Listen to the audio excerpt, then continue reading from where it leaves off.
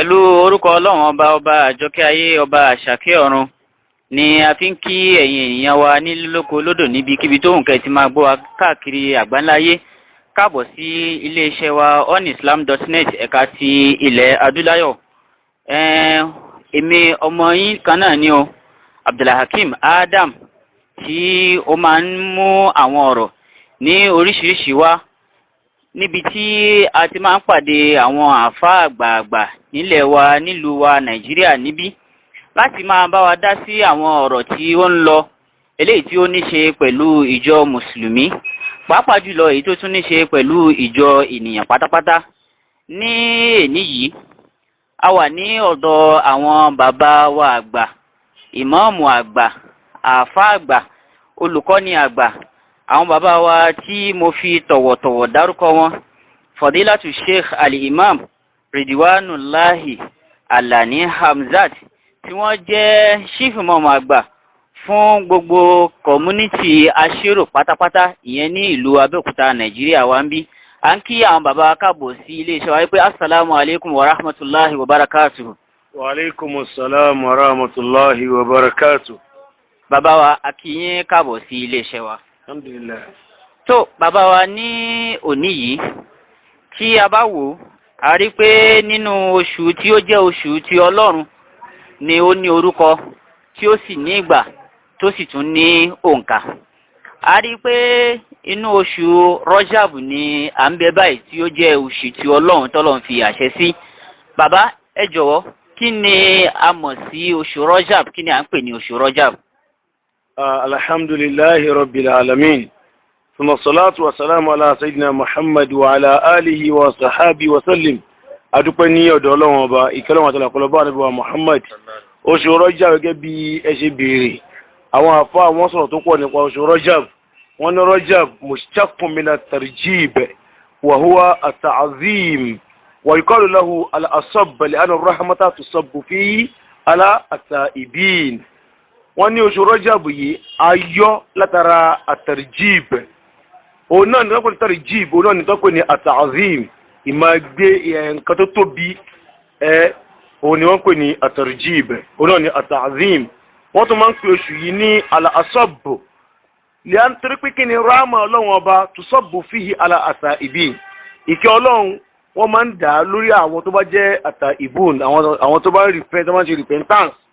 Ẹ̀rí bákan náà ó ní pé wọ́n máa tún pè yìí ní oṣù yìí ní al-asamm torí pé kí ni wọ́n ṣe pè ní al-asamm ṣe pé èèyàn kì í gbọ́ ogun tó bá jọ mọ́ aburú nínú oṣù yìí. Oṣù yìí àwọn àfáà kan ní ó ní ismu naharin fil janna, wọ́n ní orúkọ odò kan ní nínú ọgbà àlùjánà, ma'uhu ashaddu bayadan min al-laban, wọ́n ló mi odò yìí ó funfun gan-an, wọ́n dà funfun ju omi wàrà lọ, wa ahla min al-asal, ó tún dùn ju oyin gan lọ pàápàá. Bákan náà wọ́n ní jọ́lẹ̀jọ́ àlìkìámọ̀ la yashrabu minhu illa man sama Rajab, ẹnì kò ní láǹfààní láti múnú omi yìí àfi tó bá gba àwẹ̀ Rajab. Oṣù Rajab yìí gẹ́gẹ́ bí wọ́n sọ fún Quran chapter 9 verse 36, ọlọ́ni inna iddata ash-shuhuri 'inda Allahi 12 shahran fi kitabillahi yawma khalaqa Allahu as-samawati wal ard minha arba'atu hurum. Ìgbésẹ̀ tó bẹ́ẹ̀ lọ́gọ́ gan nìyẹn, minha arba'atu hurum, wípé òǹkà oṣù àwọn mùsùlùmí ìgbà tá Islam gbé oṣù 12 sílẹ̀, òun náà ni àwọn èèyàn lágbàáyé ni wọ́n fi kún oṣù kèfèrí, ni wọ́n pè ní àwọn náà sọ tí wọ́n di 12. Ṣùgbọ́n ní Kùránì wà pé inna iddata ash-shuhur 'inda Allahi 12 shahran yawma khalaqa Allahu as-samawati wal ard. Ní ọjọ́ tó lọ́wọ́ bá ti dá sánmọ̀ àti ilẹ̀, òun náà ni oṣù ti jẹ́ 12. Ọlọ́run wá sọ fún yí pé minha arba'atu hurum, nínú àwọn oṣù yìí mẹ́rin kan wà tó jẹ́ oṣù ẹ̀ṣà, oṣù àpọ́nlé. Nínú àwọn mẹ́rin yìí mẹ́ta kan tẹ̀léra wọn, ìkan dá wà lọ́tọ̀. Èyí tó tẹ̀léra wọn tó jẹ́ oṣù nínú àwọn oṣù àbọ̀wọ̀ yìí òun ni oṣù Dhul-Qa'dah, oṣù Dhul-Hijjah àti oṣù Muharram. Ìkan tó kù tó fi jẹ́ mẹ́rin òun náà ni oṣù Rajab, eléyìí tí òní yìí jẹ́ ọjọ́ kẹta nínú oṣù Rajab yìí.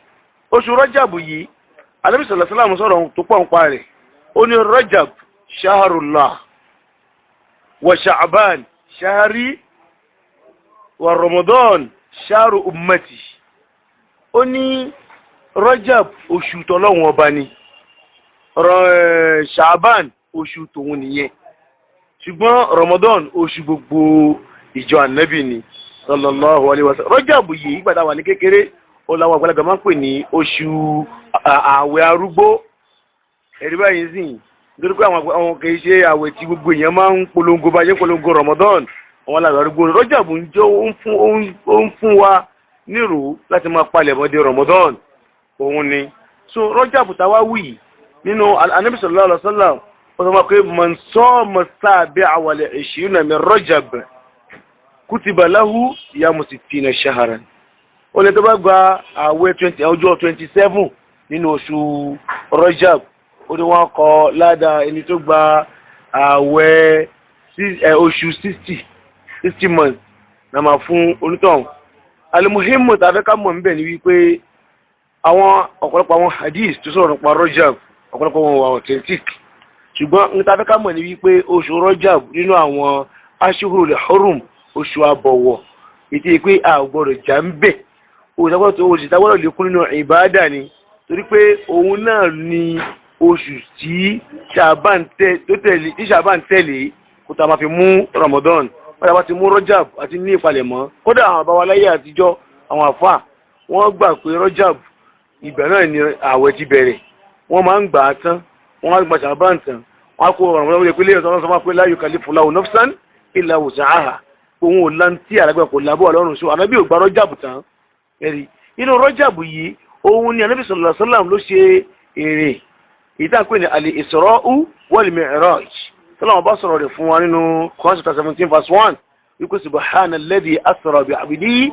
laylan min al-masjid al-harami ila al-masjid al-aqsa alladhi barakna hawlahu لنريه من آياتنا إنه هو السميع الذي بلغنا من آياتنا إنه هو السميع البصير. inú oṣù yìí inú oṣù Rajab yìí ó lọ́pọ̀lọpọ̀ àwọn àfáà ṣe máa ń sọ̀rọ̀ lórí al-Isra wal-Mi'raj nínú oṣù yìí wọ́n dáa àwọn àfáà tí wọ́n ti ya ojú ẹni sọ́tọ̀ ó lè kọ́ àdébí òní káyà sọ́tọ̀ sallallahu alaihi wasallam ẹ̀rí wáyé sí tó nípa délé yìí oṣù Rajab lára àwọn oṣù àbọ̀wọ̀ òun ló wà ṣòkòlọ́wọ́n ọba kó mọ́ṣáṣe oṣù náà ní kó jẹ́ kó ṣe ní oṣù àǹfààní oṣù àlùbáríkà fún wa. Oṣù Rajab yàwó ẹnu rẹ̀ súnà ni àwẹ̀ ẹnu Sha'ban súnà ni kìí ṣe ń ta gbọ́dọ̀ gbà tán ẹmọ ìmẹ́nu balẹ̀ kan pé àwọn bàbá máa ń gbà á tán kìí ṣe ń ta gbọ́dọ̀ gbà tán iye tí ìyẹn bá lágbára ń bẹ̀ bóyá mẹ́jọ ni ká máa bá ti ń gbà àwẹ̀ Monday bá ṣe ń gbà bọ̀ látẹ̀yìn wá Monday Thursday ká máa gbà á bẹ́ẹ̀ sọ̀kọ́ yẹ kí bóyá á ní abẹ́ bẹ̀rẹ̀ àwẹ̀ ẹ̀mí àlóhùn fẹ́ di sheikh àwa bẹ̀rẹ̀ láti Rajab ó sọ wọn di Ramadan àwa di 90 tòun ti di sheikh nìyẹn rárá ala inna awliya Allahi la khawfun alayhim wa lahum yahzanun alladhina amanu wa kanu yattaqun. So bí ẹbú ìjẹ́ ẹ̀kọ́ lọ́pàá gbàdúrà ẹni kọ̀ọ̀kan wa ọ̀rọ̀kọ́ ó dúró sí wa ó gbà lẹ́sìn fún wa ó má ti tẹ ọdún yìí ní àṣemọ fún ẹni kọ̀ọ̀kan wa. Assalamu alaikum. ẹ ṣe bàbá ṣùgbọ́n ní àkótán gẹ́gẹ́ bí ìdánilẹ́kọ̀ọ́ tí ẹ ti ṣe fún wa ní ṣókí ní orí ètò yìí kí ni àmọ̀ràn tàbí wà tàbí ìṣe lójúkòkòrò tí ẹ lè ṣe umma islamiyya àwọn ìjọ mùsùlùmí ní ojúkòkòrò rẹ̀ nípa Rajab yìí kún ìtẹ̀ ti ṣe wípé iṣẹ́ tí wọ́n lè máa ṣe nú ẹ̀ láti lè fi súnmọ́ Ọlọ́run ọba. Alhamdulillahi rabbil alamin oṣù Rajab yìí sọ fún wa pé inú oṣù àbọ̀wọ̀ ni so àwọn tí kò lẹ́tọ̀ọ́ nínú Ramadan kò lẹ́tọ̀ọ́ nínú oṣù Rajab náà àti inú àwọn oṣù tó kù náà ẹ̀rí báyìí sí báyìí kò lẹ́tọ̀ọ́. So bákan náà irú oṣù Rajab yìí a gbọ́dọ̀ ti máa fi tọ́ àwọn ọmọ wa lẹ́nu wò wọ́n máa ti gbà á díẹ̀ sílẹ̀ so that Ramadan kò ní bá wọn ní òjijì. So ẹ̀ẹ́dẹ̀ ká lékún nínú taqarrubu ila Allah ìsúnmọ́ Ọlọ́run ọba ká lékún ní qiyamil laylin wa sa'iri nawafil àwọn ìdíje lóru ni àtàwọn nawafil míì tó kù náà àtàwọn tauba ní gbogbo oríṣiríṣi ọ̀nà tilawatul Qur'an ni lóríṣiríṣi bẹ́ẹ̀ gbogbo ọ̀nà tí yẹn fi ṣe taqarrubu ila Allah oríkèyàn ò máa lékún náà nínú oṣù Rajab káàdé jìnà sí fanfa àti ìjà nígbà wọn sọ fún wọn ní Qur'an wípé inú oṣù àbọ̀wọ̀ àgbọ̀dọ̀ jà ń bẹ̀. So abájọ́ tó fẹ́ bá wa jà gan ká mọ bá ṣe máa pẹ̀tù sínú kébi ká fi jìnà sí ìfanfa so bóyá jẹ́ nìyẹn. àkí àwọn bàbá wa tí a ti ń gbọ́ tí wọ́n ti ń fún wa ní ọ̀rọ̀ ìyọ̀jú àti ìdánilẹ́kọ̀ọ́ látàárọ̀ náà ni àwọn bàbá wa Fadilati Sheikh Al-Imam Ridwanullahi Al-Yani Hamza tí wọ́n jẹ́ ìmáàmù àgbà fún gbogbo community aṣèrò pátápátá ní Abẹ́òkúta ní ìlú Nàìjíríà. Kí àwọn bàbá pé Ọlọ́run á jẹ́ kí a rí wọn pẹ́ o. Àmín. So ẹ̀yin ènìyàn wa, ọ̀rọ̀ ni a ti gbọ́ lẹ́nu àwọn bàbá wa nípa oṣù Rajab àti àwọn iṣẹ́ olóore lọ́lọ́kan-ò-jọ̀kan èyí tí ó wà ń bẹ̀. Abẹ́ Ọlọ́run pé gbogbo ìwọ̀nba tí a bá lè ṣe nínú oṣù yìí tá a bá ṣe fọ́lọ́run kí Ọlọ́run san wá ní ládàá rẹ̀ kó má dùn ẹnìkankan wá ní ládàá ẹ̀. Títí di ọjọ́ mi ọjọ́ rẹ̀, èmi ọmọ yín náà ni Abdulhakeem Adam, aṣojúkọ̀ròyìn fún iléeṣẹ́ onislam.net ẹ̀ka ti ilẹ̀ adúláyọ̀. Títí ọjọ́ mi tí a tún máa pàdé ara wa, wa ilal liqa'i ma'a salam.